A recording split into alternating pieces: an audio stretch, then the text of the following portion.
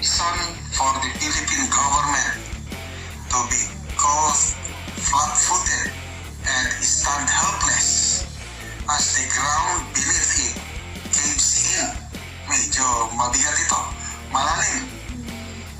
Hindi pwede na patulog-tulog lang sa pansitan ng gobyerno na hindi naghahanda, baka mamaya biglang landslide o cave in. Biglang gumuho ng lupa, kawawa ang bayan.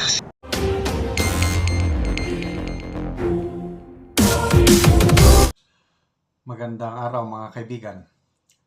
Pag-usapan natin ngayon ang mga pahayag ni Senate President Chis Escudero. May babala siya o may panawagan siya sa administrasyon ngayon sa gobyerno na dapat maghanda dahil may nakikita siyang uncertainties o posibleng hindi magandang pangyayari sa ating bansa. Kaya sabi niya, there is no reason for the Philippine government to be caught flat-footed and stand helpless as the ground beneath it caves in. Medyo mabigat ito, malalim. Hindi pwede na patulog-tulog lang sa pansitan ng gobyerno na hindi naghahanda, baka mamaya biglang landslide o cave in. Biglang gumuho ang lupa, kawawa ang bayan. So, ano ba yung nakikita niyang uncertainties sa kinabukasan ng ating bansa? Okay, ito. Sa Manila Bulletin. By the way, salamat ulit kay Yodora. Walang sawang pagtulong ni Yodora. Palaging nagre-research. Pinapadalhan niya ako ng ganitong article. Sa Manila Bulletin. Escudero, Philippines should prepare for Trump presidency. Tungkol ulit ito sa pagkapanalo ni President-elect Donald Trump ng Amerika.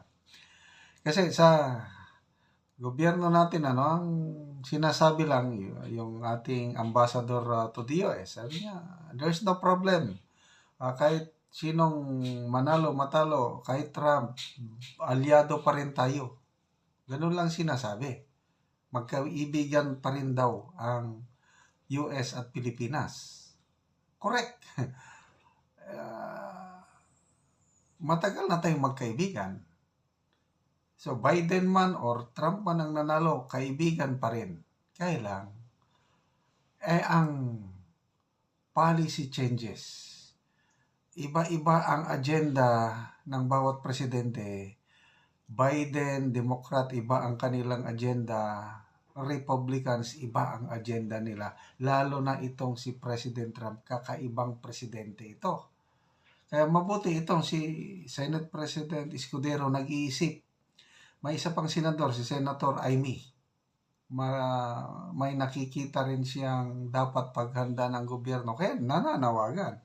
So ito, ang nakita ni Senator Escudero, sabi niya, ang gobyerno should be one step ahead of whatever policy shift the United States President-elect Donald Trump has vowed to implement once in office. Naririnig naman natin yung kampanyahan sa US, may mga kanya-kanyang plataforma. Based on their platforms, doon sila pinaniwalaan o binutuhan ng taong bayan. So ngayon, nanalo si Trump, gagawin niya ngayon yung sinasabi niya, yung kanyang mga pangako. Okay. So, sabi niya, Donald Trump is a major macroeconomic assumption.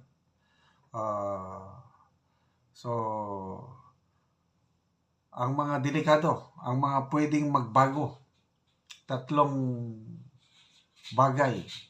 areas of concern. Sabi niya, from trade, number 1, security, and immigration. Ito daw yung mga binanggit, ito yung mga platform of governance ni Trump na siguradong isasagawa niya. Sabi niya, from trade to security to immigration, what he said he plans to do some on day one of his administration would certainly impact us. Maaapektuhan tayo pag isa katuparan na ni President-elect Donald Trump yung kanyang policy na ikinampa niya.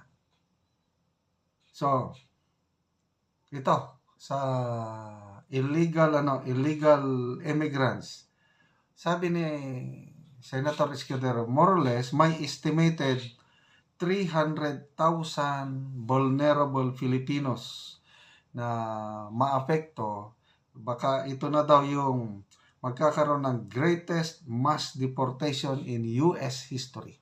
At ito, inaasahan na sa Amerika. Hindi lang mga Pilipino undocumented workers. Iba't ibang countries, ang dami doon. Kaya, yung Mexico, yung mga malalapit doon, nagsisimula na silang bumalik. Kasi alam nilang gagawin ni Trump yung kanyang pangako eh. Kaya nagbalikan na, voluntary, nag-alisan na yung iba doon, yung nasa border lang nila, Mexico. Pilipinas, malayo. I-ship mo pa, aeroplano or ano. Di ang dami yan. More or less 300,000 according to Senator Escudero. So, yun, maaapektuhan tayo. Yun na lang, pagpa-uwi. Sabi ni Senator Escudero, even if only 1% of the 300,000 undocumented Filipinos would be removed from the American soil, it would require 10 big airplanes. So, paano natin, tutulungan yung mga kababayan nating madideport? So, yan, number one problem yan, yung mga undocumented, yung mga TNT. May mga kaibigan ako, kilala ko, na matagal-tagal na sila doon, nagti-TNT. Ngayon, wala. Pasensya, nanalo si President-elect Trump. So, immigration pa lang yan. Punta tayo sa trade. Okay. Sabi ni Senator Escudero, how will his plan, meaning si Trump how will his plan to erect high tariff walls affect our economy given the fact that almost $1 in every $7 of our export earnings come from our trade with the United States? Yan, tanong. Ito pala. Nag-i-export tayo ng mga produkto natin sa US. Plano ng Trump administration magpapataw ng mataas na buwis. Ganon ang style Trump talaga.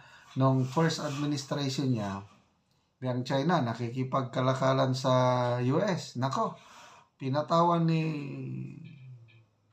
President Trump noon nakatakot-takot na tariff o buwis yung mga Chinese products na ini-export sa US. O ganun din ang ginawa ng China. Nagpatong din ng tariff. So, basically talagang maapektuhan kung papatungan ng mataas na buwis yung ating mga export products sa US. So, mahirap nga. Okay, sabi niya, kung dahil sa kanya lalakas ang dolyar, dahil kay Trump kung dahil sa kanya lalakas ang dolyar, ano ang epekto nito sa atin kung ang dulot nito ay ang paghina ng piso?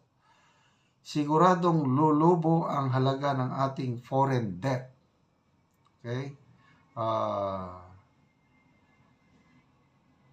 Kasi kung hihinang peso, yung binabayaran nating interest ng ating utang, ay maapektuhan ang pagbayad natin. Kaya delikado na itong Trump presidency, lalakas ang ekonomiya ng US, lalakas ang dollar, hihina ang peso. Okay, yon sa trade naman yon. Sa security naman, Trump proposed pivot on the diplomatic front will reduce global tension and settle wars. But these wins will impact our fiscal position. Ayaw ni Trump ng giyera. So, okay, that's good. Dahil magkakaroon ng kapayapaan. Sabi ni Senate President, the inconvenient truth is cheaper oil will reduce tax collection on oil, upon which government spending on social programs is pegged. Ngayon, malaki ang buwis na nakukuha ng gobyerno doon sa oil. Kung magkakaroon na ng kapayapaan, mahinto ng giyera, di bababa ang presyo ng langis. Bababa rin yung buwis na makolekta. So, maapektuhan ang social services kasi yung mga programa ng gobyerno, social services, nanggagaling sa buwis ng langis. So, maraming isa pa. Sabi ni Senate President, dapat Philippine government will revisit the country's military alliance with the US. I-review na yung Mutual Defense Treaty. Kasi ang tagal na noon, hindi pa nare-review. 1951 pa yan eh. So, sabi niya, on the security front, will a second Trump administration be hawkish or dovish against China? Dapat handa tayo kung sakaling may bagong posisyon ang Washington. So, hindi pa natin, babantayan natin ano ba ang dealing ng ng US sa China when it comes to yung West Philippine Sea, South China Sea, Taiwan, mga ganon.